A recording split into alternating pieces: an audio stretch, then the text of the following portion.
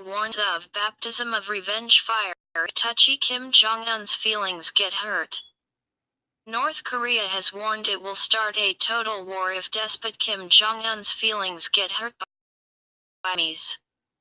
A bizarre editorial in a state-run North Korean paper warned the hermit state will reduce its rivals from Tokyo to Washington to ashes.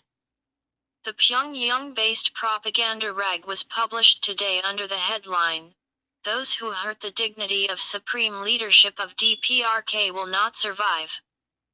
It began with an accusation America and South Korea had carried out a terror attack on Kim Jong-un's rogue state, something it considered a declaration of war. The piece said, "The army and people of the DPRK, enraged at serious state-sponsored terrorism plotted by the US and the South Korean puppet forces, are turning out in the just war on terrorism to reduce to ashes the plot-hatching center of the enemy.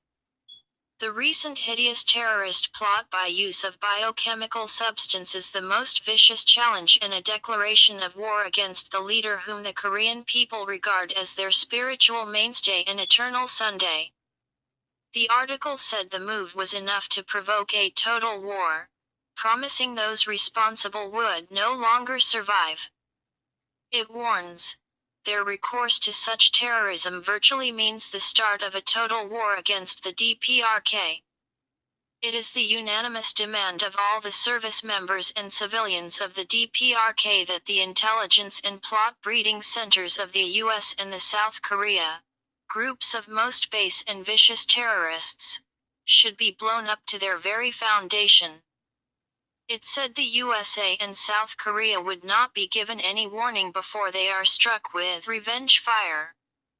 The piece concluded, "It is not necessary to give warning to those plotters. The groups of criminals should be wiped out by baptism of revenge fire so that no one would be left to sign a document of apology.